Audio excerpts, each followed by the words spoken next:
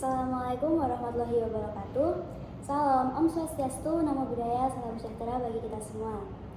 Kami dari kelompok Hans PT akan mempresentasikan proposal penelitian dari kelompok kami yang berjudul Transformasi Sistem Pendidikan Indonesia, Histori, Strategi, Implementasi, dan Dampak Jangka Panjang. Sebelumnya, izin untuk memperkenalkan diri, saya Afu Alfira Catinandina Tahtalia dari Prodi S1 Akuntansi. Perkenalkan, nama saya Faiz Diaul Haq, saya dari S1 PADP. Perkenalkan, nama saya Fatia Marokan dari Prodi S1 Manajemen. Perkenalkan, nama saya Rifaya Lulu dari S1 Pendidikan Akuntansi. Perkenalkan, nama saya Muhammad Hidayatullah dari Prodi S1 Akuntansi. Memiliki peran sentral dalam mengarahkan proses pembelajaran. Nah, di dalamnya terkandung materi pelajaran yang terstruktur, metode pengajaran yang relevan, serta tujuan dan sasaran pendidikan yang jelas. Kurikulum menjadi acuan bagi guru dan tenaga pendidik dalam melaksanakan kegiatan belajar mengajar, sehingga tercipta keselarasan dan keterpaduan dalam mencapai kompetensi yang diharapkan. Kurikulum pendidikan di Indonesia cukup sering mengalami perubahan. Dalam beberapa tahun terakhir, kurikulum berganti dari kurikulum KTSP menjadi kurikulum 2013, dan yang terbaru mengalami perkembangan lagi menjadi kurikulum Merdeka. Setiap perubahan-perubahan tersebut lahir dengan strategi tertentu untuk meningkatkan kualitas mutu pendidikan di Indonesia. Namun, perubahan-perubahan ini menimbulkan berbagai tantangan, baik bagi guru, bagi siswa, maupun bagi sekolah karena harus beradaptasi dengan sangat cepat. Padahal, kurikulum termasuk salah satu faktor yang menentukan mutu pendidikan dan kesiapan generasi mendatang dalam menghadapi berbagai tantangan global. Oleh karena itu, kami menginginkan adanya sebuah transformasi sistem pendidikan yang mampu bertahan dalam jangka panjang dan merata di seluruh Indonesia. Perubahan kurikulum di Indonesia kerap terjadi tanpa persiapan matang, sehingga guru dan siswa harus cepat beradaptasi meski fasilitas sekolah terbatas dan pelatihan guru belum merata. Sosialisasi yang kurang maksimal membuat penerapannya terkesan terburu-buru dan dipaksakan, sehingga kurikulum belum mampu menjawab kebutuhan pendidikan secara nyata.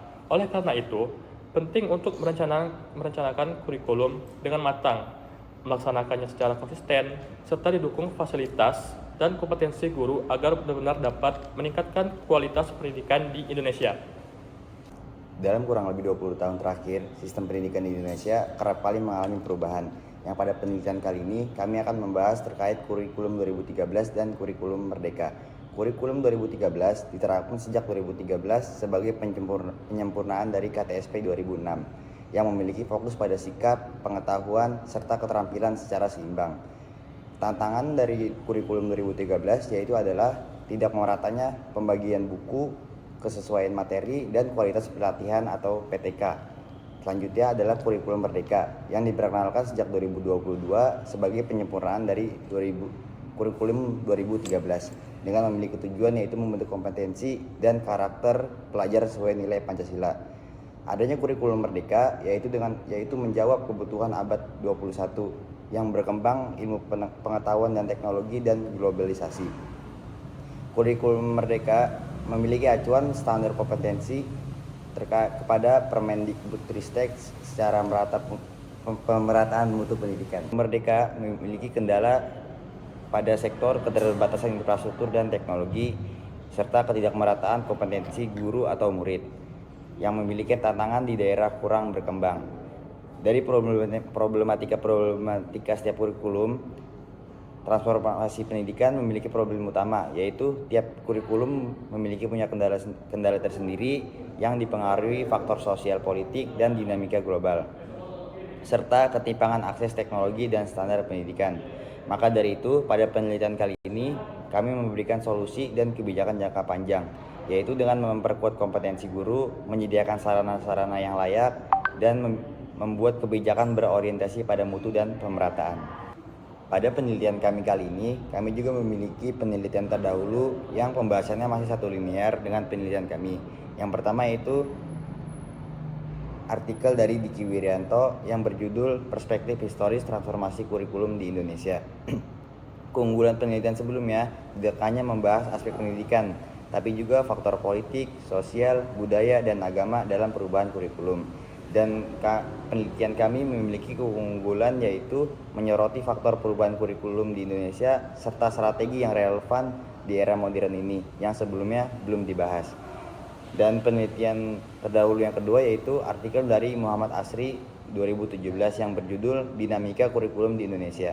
Keunggulan penelitian sebelumnya membahas lengkap perubahan kurikulum dari 1947 sampai 2013. Dan penelitian kami memiliki keunggulan tidak hanya menjelaskan perubahan kurikulum, tapi juga mengaitkan dengan aspek sosial, politik, dan perkembangan teknologi yang menambah sudut pandang baru terhadap dunia pendidikan. Penelitian ini menggunakan metode kualitatif deskriptif, sebuah pendekatan yang berakar pada filsafat positivisme. Metode ini memungkinkan peneliti untuk terjun langsung ke lapangan dan mengamati objek penelitian dalam kondisi alami. Peneliti menjadi instrumen utama dalam mengumpulkan data yang akurat dan relevan. Dengan pendekatan deskriptif, penelitian ini bertujuan untuk memaparkan secara mendalam bagaimana sistem pendidikan di Indonesia telah bertransformasi. Aspek-aspek yang diteliti meliputi sejarah, strategi implementasi, dan dampak jangka panjang dari perubahan tersebut. Lokasi penelitian meliputi sekolah mitra pendidikan, balai penjamin mutu pendidikan, dan Badan Pusat Statistik Provinsi Daerah Istimewa Yogyakarta. Penelitian ini dilaksanakan selama 3 bulan dari Desember 2025 hingga Februari 2026.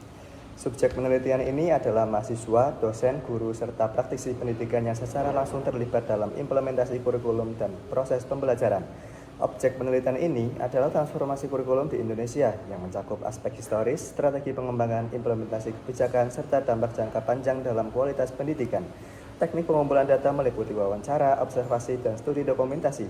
Wawancara digunakan untuk menggali pemahaman dan pengalaman informan, observasi untuk menggali langsung implementasi kurikulum, dan dokumentasi untuk memperkuat data melalui sumber tertulis. Untuk rancangan anggaran biaya, tim kami menganggarkan sebesar Rp7.090.000 yang dimana dana itu bersumber dari Belmala sebesar Rp6 juta dan perguruan tinggi sebesar Rp1.090.000. Anggaran tersebut nantinya akan dialokasikan untuk bahan habis pakai sebesar Rp4.050.000, untuk sewa dan jasa sebesar Rp750.000, transportasi lokal sebesar Rp1.350.000, dan untuk biaya lain-lain sebesar Rp940.000. Rencana anggaran yang sebelumnya kami susun memiliki pos-pos dan kekurangan tersendiri, yaitu yang pertama, bahan habis pakai, barang-barang yang cepat habis dipakai dan perlu dibeli lagi, misalnya ATK, bahan praktikum, atau perlengkapan lainnya. Yang kedua yaitu sewa dan jasa, yaitu biaya untuk menyewa barang atau jasa, misalnya sewa gedung, sewa kendaraan, jasa cetak, jasa kebersihan, atau jasa keamanan. Yang ketiga yaitu transportasi lokal, biaya perjalanan dalam daerah setempat, contohnya ongkos taksi atau ojek, BBM, parkir, atau tiket transportasi umum menuju ke tempat kegiatan.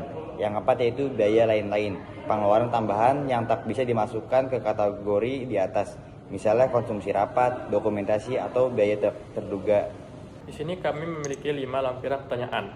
Itu yang pertama, bagaimana Anda menjelaskan efek perubahan kurikulum yang terlalu sering terhadap kualitas pendidikan secara nasional? Yang kedua, bagaimana Anda menanggapi kenyataan bahwa guru lebih sibuk menyesuaikan diri dengan sistem baru daripada mendalami substansi pembelajaran? Yang ketiga, bagaimana Anda melihat dampak perubahan kurikulum terhadap motivasi dan keterampilan belajar siswa? Yang keempat, bagaimana Anda menilai apakah kurikulum merdeka benar-benar solusi atau hanya bentuk pengulangan kebijakan yang belum tuntas sebelumnya? Yang kelima, bagaimana menurut Anda seharusnya pemerintah merancang kurikulum yang tahan lama namun tetap relevan secara jangka panjang?